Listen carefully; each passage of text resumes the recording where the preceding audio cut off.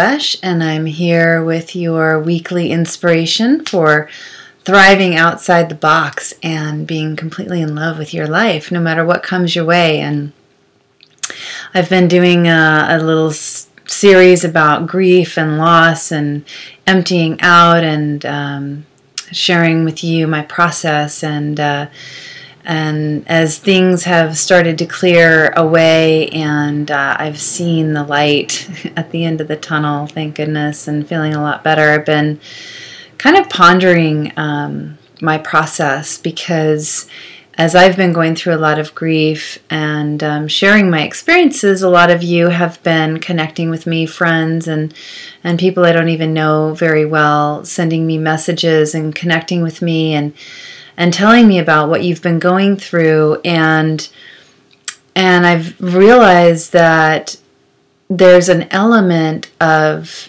loss that can either make the loss a very beautiful, gift-filled, sacred experience that brings a lot of wisdom and a lot of strength and a lot of insight and growth. Or it can, if it's not dealt with in a productive way, it can lead to a lot of regret and make the grief last longer and be overwhelming, too much, really, to bear. And I've been feeling into what's the difference, what makes there are a lot of elements, but what's the key? What's the foundation that makes some loss really feel sacred and acceptable and full of gifts and beauty, and what makes it crazy difficult and painful and last for a very, very long time? And one insight that came to me just today was that when we're not really fully accepting of the loss and when we're not really present with what's happening, we can push it away, we can be in denial, we can try to avoid it and numb ourselves out in different ways or escape it. And then we're not fully appreciating what we have when we have it. And then when it's gone, I think there's a regret that we weren't really present with what we had when we had it. And I feel like that's the huge difference between experiences of loss that are graceful and full of beauty and good medicine, good healing, and loss that just feels tragic and heavy and depressing and overwhelming. And so I just wanted to share with you a little bit of my process, my personal process, so it might help bring up some helpful examples of how you can be present if you're experiencing loss. So when I knew that my dearest sweet companion, my friend and kitty Sven, was on his way out of this dimension, I spent a lot of time with him. I spent as much time with him as I could. I grieved openly. I didn't try to hold it down. I didn't try to avoid it. I allowed myself to do less of other things, and I think a lot of us can try to make ourselves really busy and fill ourselves up with things to distract us from the pain and to avoid the reality of the loss. And the truth is, if a loss is coming, it's going to come, whether we're at work or whether we're at home with our loved ones with that loss. And being able to really hold him and cry with him and to tell him goodbye and how much I love him and appreciate him and how much his presence has meant to me and how much joy I've gotten from my relationship with him. I just felt like I had every opportunity to be intimate with him, to be connected, to say all the things I wanted to say, and to say goodbye, and to really, be complete with it, and to realize I saturated myself with that experience. And yes, it was painful, but it was also full of sweetness and deep connection. And my grieving process, I've just allowed myself to fully go into it, to be in it. When I'm feeling grief, to let the tears come and not try to step away and not try to push it down, not try to go do something that distracts me, but to fully feel it. And so being fully present with it also allows it to be completely metabolized, and it completely goes. And I think when we're not really fully in that experience and we're trying to distract ourselves, especially before the loss happens, we try to avoid it mentally, physically, with our time, with our conscience, with our emotions, with someplace else, rather than really with what's happening in our lives, the loss that's about to take place or taking place. Then the loss happens and we realize it's gone, and now it's too late. Now I don't have that actual connection anymore.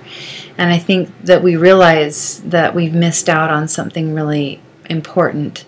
And I think that makes that's I think the most of the grief that many of us feel when we don't give ourselves to that experience. Because now I still miss him. I still miss my friend, and there have been other deaths that have happened in the past couple months, but this one just feels like the most appropriate to share. But